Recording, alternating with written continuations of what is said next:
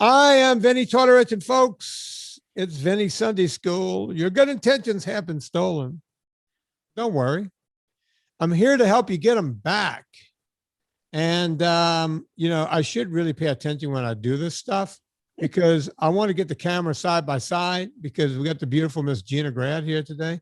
And we're doing a video. And here, I'm going to switch them up. There we go.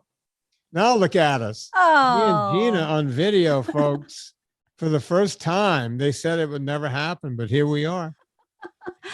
This is so exciting. It's like a 2-person Brady Bunch opening. Yeah.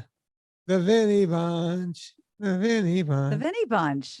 Did your generation watch the Brady Bunch? I think I've seen every episode a dozen times because by the time mine came around, it was syndicated after school. So I was team Brady Bunch all the way. I didn't know anything about the Partridge Family because that wasn't syndicated, but I've seen every Brady Bunch. The Brady Bunch, your Brady Bunch was our Gilligan. Oh, sure. That was on every day when we got home from school. Yeah. I'll never forget one time this kid, Troy, we were like in 3rd grade, and the nun said, Troy, I got to keep you after school. And he started crying, but I'm going to miss Gilligan. And it's like, Troy, I feel your pain, brother, but I'm getting on that bus. I'm out of here. I'm heading down the bayou. Oh, that's so good. Yeah, you got to wait for your moms to come pick you up, but you're not missing the Gilligan and the Skipper. That's right. Mr. Howell, Lovey, Ginger, Marianne. Do you know who's still alive from that show? Who? Take a guess. There's one that's still alive. I mean, maybe Gilligan? Been dead for a long time. Oh, really? Oh, yeah. Yeah. Oh, let's say Marianne. Marianne died last year. Oh, God. Yeah. Well, it can't be Thurston Howell. Thirsty? I think he went first. I mean, yeah, he was old during the show. Yeah. And by the way, I could tell you this, his wife, Lovey, she was born in 1900. That's when she was born. Oh my! Don't ask me how. Look, you see me looking right into a camera. I'm not looking even at a computer. Why? I guarantee you. Look down. Go Google Lovey, and I guarantee you she was born in the year 1900. Why would you know that? I don't know why I know that because my brain knows things and I don't know why I know them. That's the scary part. You're like a walking Snapple fact. I am. I'm a Snapple. Folks, don't drink Snapple. That's the first lesson you're going to learn today. You don't want the Snapple. Natalie Schaefer. Okay, that's her name. That's correct. Natalie Schaefer. Let's see if you're right. And born in 1900. Gina, I'm not, you see, my computer is down here. Oh, I'm looking into a camera. Realize that? There was no Googling. Back here. Yeah. Correct. Yeah. And since we're doing video, people can see that people always say, you're sitting there. It's like, number one, I can't type. Yeah. You would hear click, click, click, click, click if I was typing. Yes. I just have little known, even I had a thing on my radio show back in the 80s called Little Known, Even Less Cared For Facts. And they would all be right off the top of my head. Oh God, I love that so much.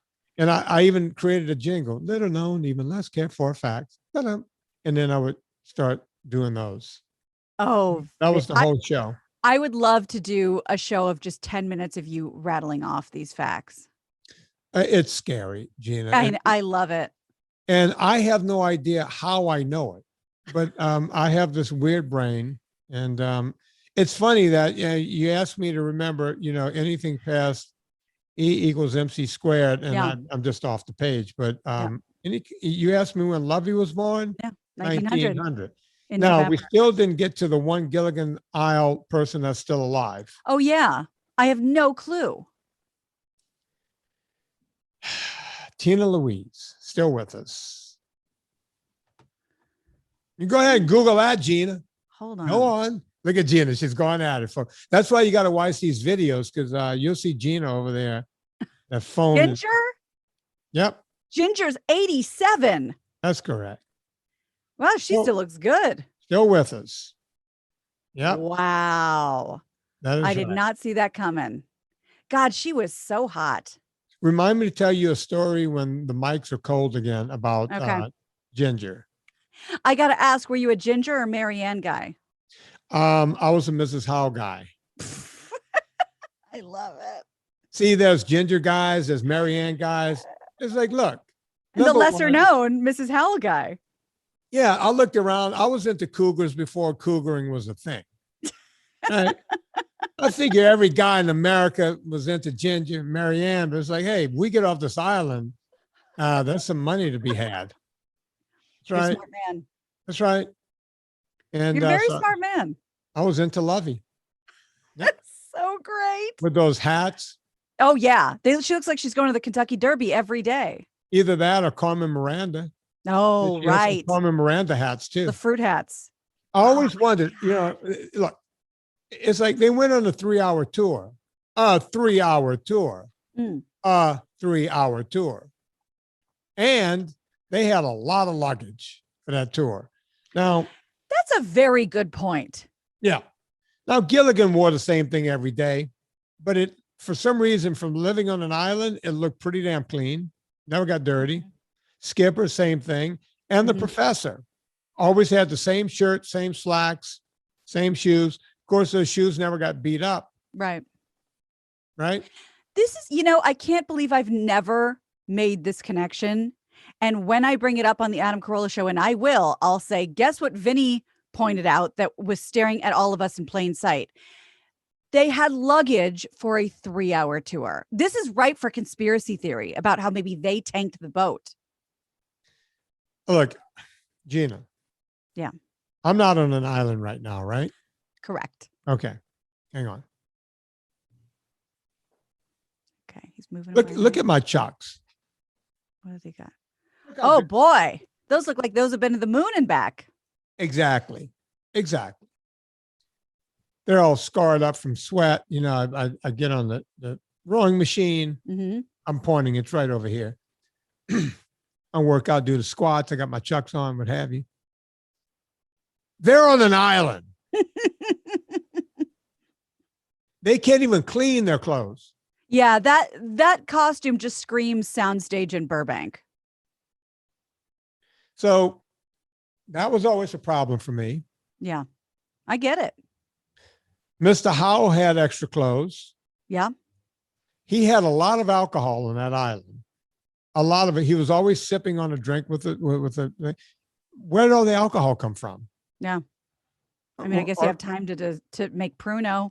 You can make Pruno, but they didn't even have a toilet. That's true.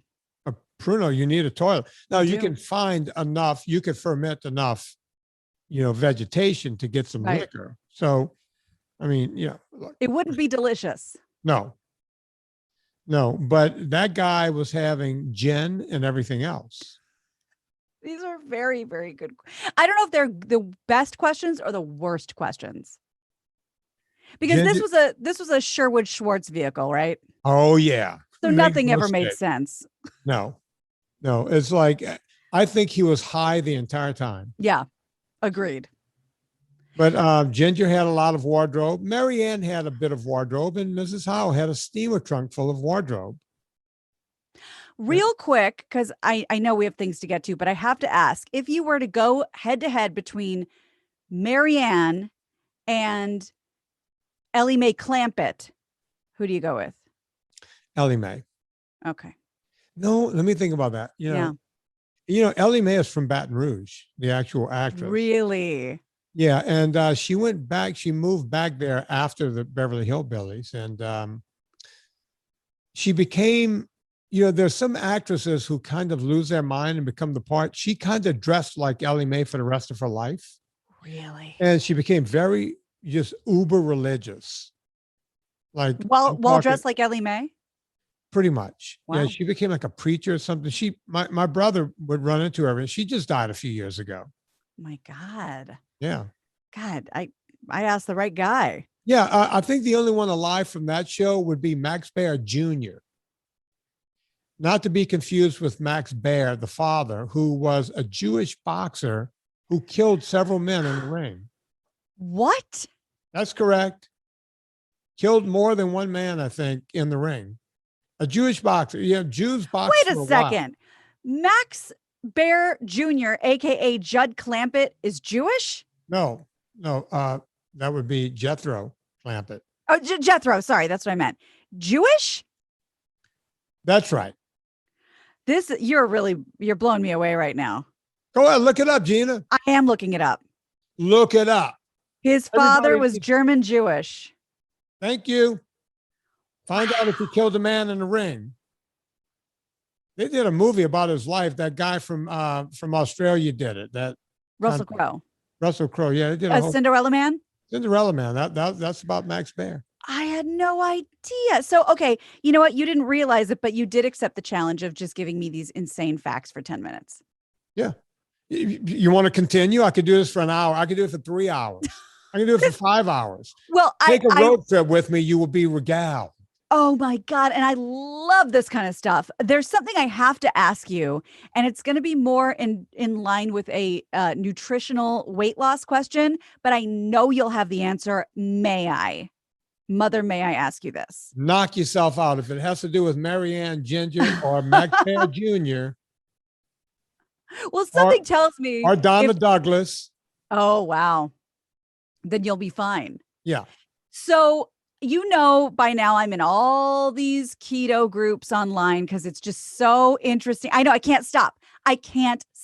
But there's one phrase that keeps popping up, and it's not something I've ever, to my knowledge, heard you talk about. And it's like the new it phrase. And I need to know what you think. So people are saying, you know, like, oh, I'm completely stalled out. I'm not losing any weight. You know, I've done intermittent fasting. I've adjusted my this, my that, my fats, blah, blah, blah. And now everyone's saying, well, you should start carb cycling to kickstart your metabolism.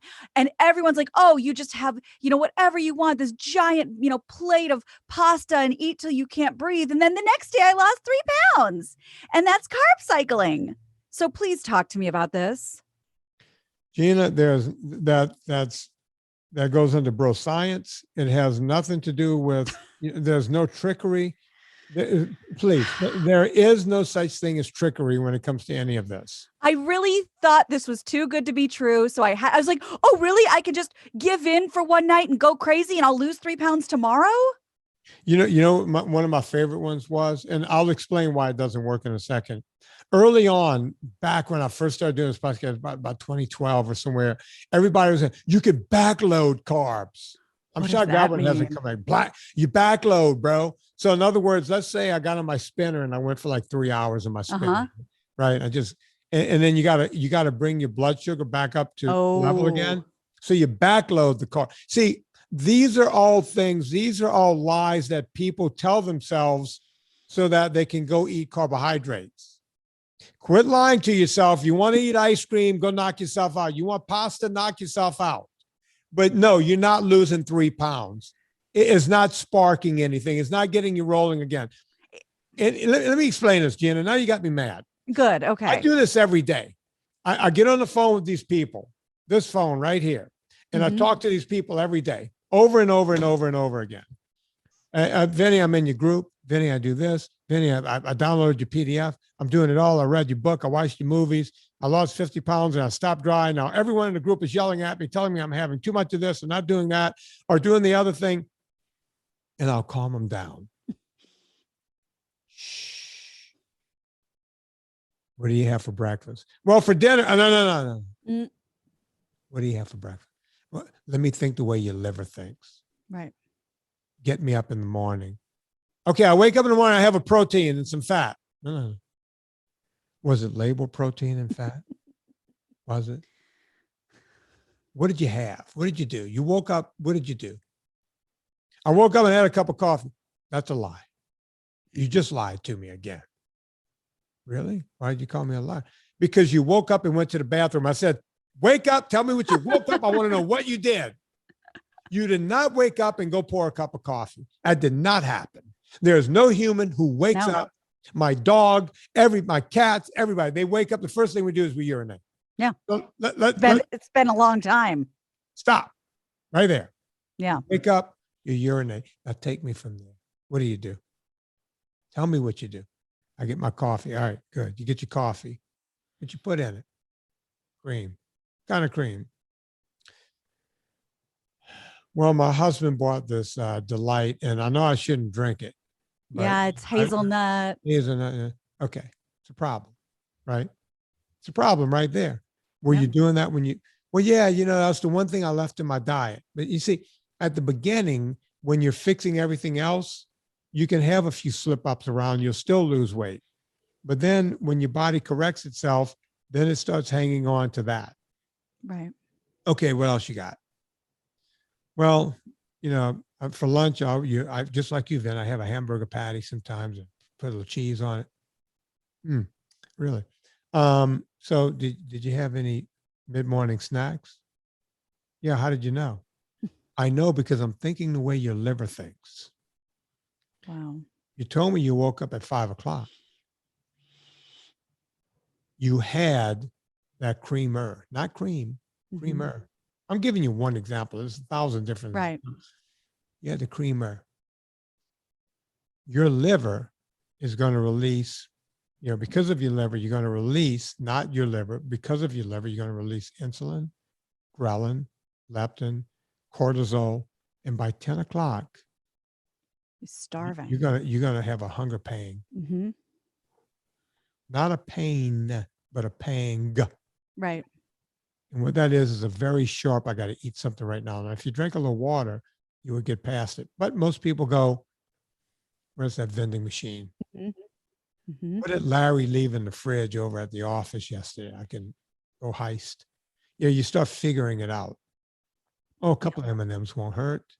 I'll have grapes instead of M&Ms. You start figuring, now you're on the train again. You're negotiating. Exactly. Or you could go, it's peanut butter. It's got fat in it. Vinny says fat's good, but it's jiffy. It's got all kinds of other stuff in it. It's got seed oils. It's got some sugar. It's got other. Yeah. Does it have more than 2 ingredients, peanuts and salt? Then it might not be the peanut butter for you. So this is what goes on. And before you know it, if you can correct all of the little things where you start, and I'm just making up one example, but folks, I'm not really making it up because it's all of us. I spoke to Stacy earlier today, and this is the conversation I had, right? Except it wasn't 50 pounds, it was 65 pounds. And this is what goes on. I talk to these people every day. And when I start thinking, when I calm them down and get the truth out of them, we start figuring it out. My favorite one was a few years ago where the woman told me her story and she wasn't screwing up one thing. Her hour was up. And I said, you got anywhere to go? She said, no. I said, take me through it again. Take me through it again because I had to know. So now we're at an hour and a half. And this time around, she tells me, she says, yeah, my husband and I, we like to have a glass of wine, before we cook dinner. I love my husband. We sit on the porch every day and we enjoy a glass of wine. And then we go inside and we cook. And I said, oh, you have one glass of wine. She goes, well, we finished the bottle. We have the one glass on the porch, and then we while we're cooking, we love cooking together. It's our thing. It's always been our thing. We're Italian. We love cooking. We love the kitchen. So we start by talking about our day. I'm listening to this woman. First of all, I'm believing the wine part. I'm not believing how in love they are because when Serena and I get together, we start yelling at each other. You know what my favorite word in the kitchen is when I'm cooking? Out. Everybody out. That's what I get until cooking is over with. Get in here, clean. Yes. That's the way it works. So they finished that bottle of wine and, really? And that's all the alcohol? She goes, no, we have another bottle after dinner. 2 bottles a night, God. Gina. 2 bottles a night. That's like 4 or 5 glasses each. Yes. That's a bottle of sugar this woman was having every night. I was shocked she was losing any weight. Wow. But you see, it took me 4 laps. I had to go overtime. I had to go into OT. Well, that makes sense. And the story I always remember, I think this was in your book. I think that's where I heard it. Tell me if I'm wrong. But I always think about you were training a boy, like a kid who is overweight, His and name you is put him on. Kevin. You knew exactly what, and the regimen is there, the exercise is there, the food is there, and he was just not losing. And what was he like, draining a 2 liter of Coke for lunch? And he said, well, I didn't know that liquids counted. It was he was one of my clients' kids, and she tried to get me to work. Kevin was morbidly obese by the time he was 11, Wow. and his mom said, I want you to work with Kevin. I was like, this kid, he's not into what I'm doing. He's a slob. He's sitting on a couch. I'm not going to waste your money and my time. And Kevin came to me one day about a year later, and he said, hey, can you show me how to like twirl a jump rope or do something or whatever? I said, yeah, come on. I was finished working out with his mom, and went out to the garage, and I'm showing him how to do a rope. And I said, we're going to do this simple thing. And every time I come, I'll show you a new trick, but I want you to really work on this, because I was there 4 days a week. And Right. yeah, and we'll get you. And then, so by the second time I'm showing him some stuff, and he had really learned how to, because I literally had him doing the 1 double hop, 2 double hop, 3 double hop, because that's where he was, because he was morbidly obese. Right. He was at that age. And I got there a second time. He had figured out the first part, and I was showing him how to now single hop and all this kind of stuff. And I said, Kevin, why are you interested in this? And he goes, because I can't take it anymore. I'm laughed at school and this and that and the whole thing. And, now, we're getting to that age, and girls, and nobody, wants to be around me, and on and on and on. And I said, well, if I started working with you, you promise to do everything I tell you to do. I don't care what you tell me, I'll do it. And his mom was one of these people that if you told his mom to crawl through barbed wire every day, she would do it. Wow. They didn't get to be wealthy by accident. Right. Right. This woman worked hard. And I said, all right. I said, pay attention. I'm going to do it. I'll tell you, Mom. And Sheila couldn't be happier. Couldn't be happier for Kevin. Oh my God, I can't believe he's going to do this. And she even, she paid me up front for a month for Kevin. She goes, you got to at least stick with him for a month. Yeah. She gave me the money up front. And I went, okay. Well, she was probably desperate too. Oh, she was. Her kid. She was. This is her kid. And she was perfectly lean and healthy and the whole thing. And so I started with Kevin. I've never seen a kid work harder in my life. It was like watching Vision Quest. And he's working his butt off, and he's losing a little weight, but not much. And he knew I was into mountain biking and the whole thing. And one thing led to another, and he wanted to ride a mountain bike, and I found one. I fixed it up for him, and we went out on it, and we started riding. And man, he had all this weight to carry up a hill, and he was losing weight very little bit at a time. And I would ask him every time, Kevin, are you eating exactly what I'm telling you to eat? And he said, yes, I am. And I said, are you sure you're eating exactly what I'm telling you to eat?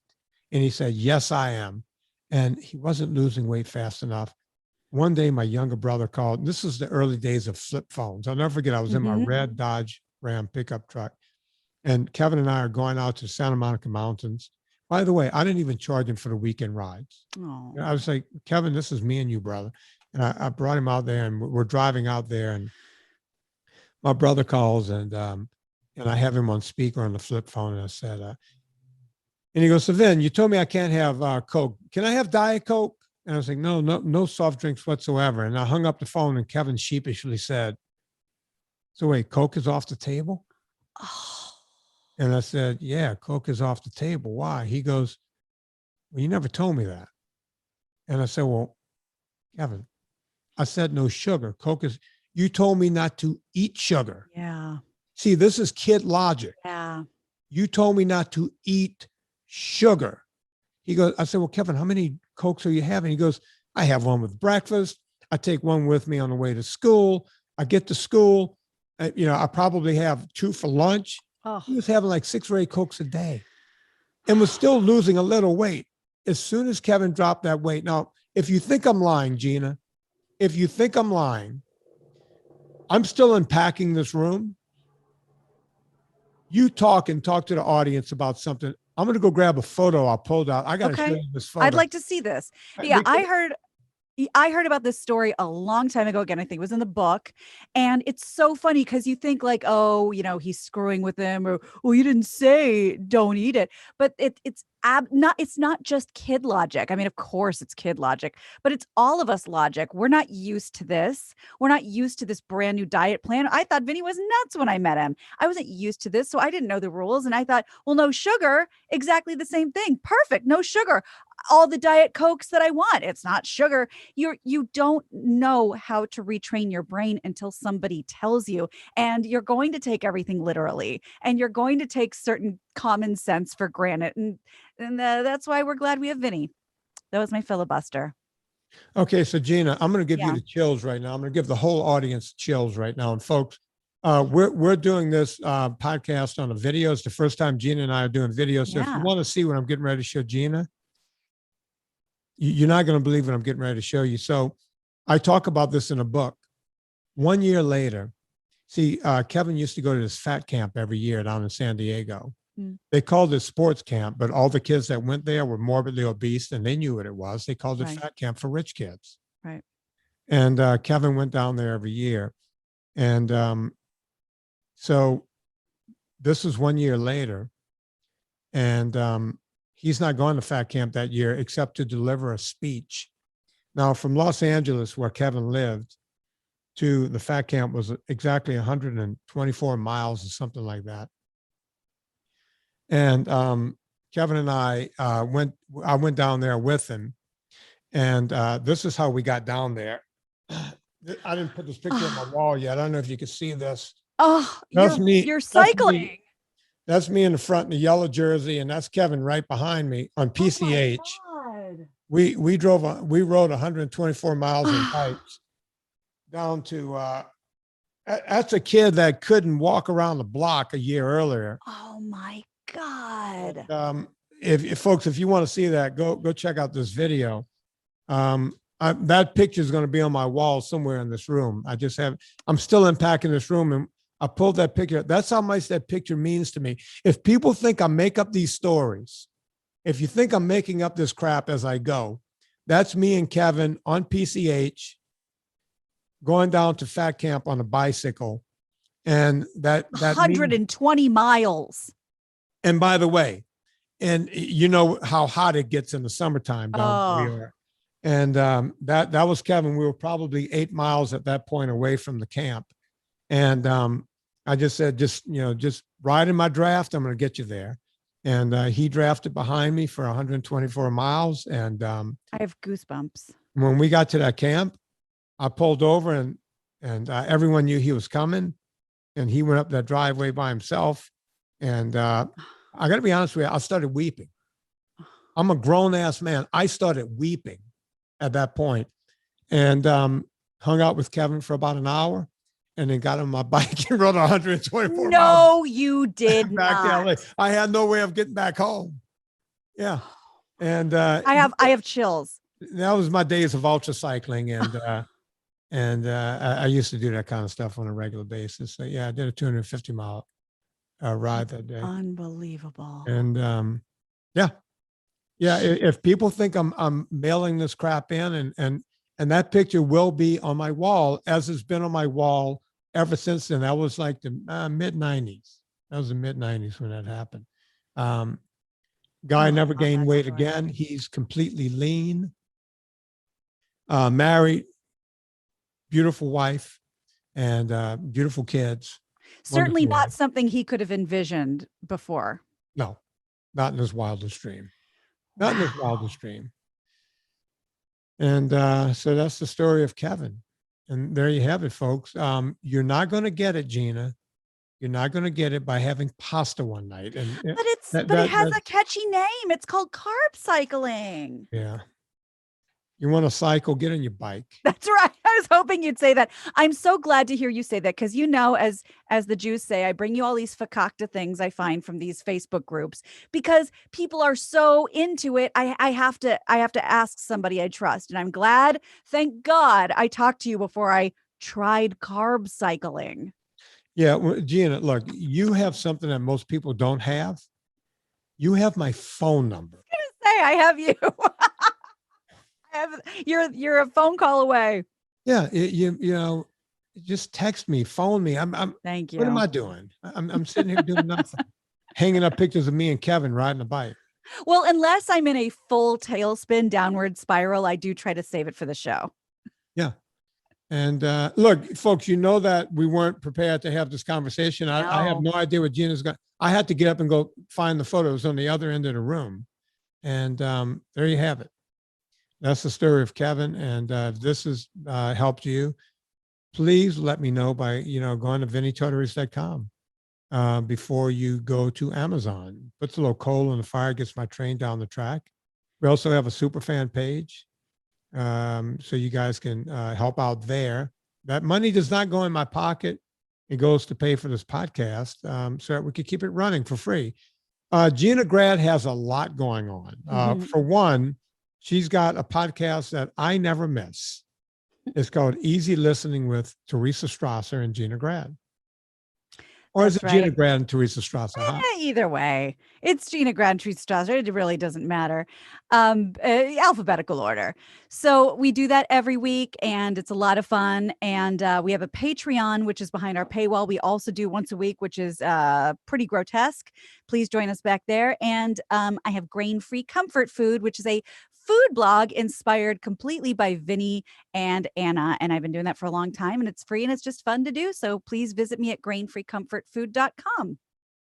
So there you have it, folks. That's it for today's Sunday School. On behalf of Gina Grad, my name is Vinnie Tortorich. Put life into living and do it with enthusiasm.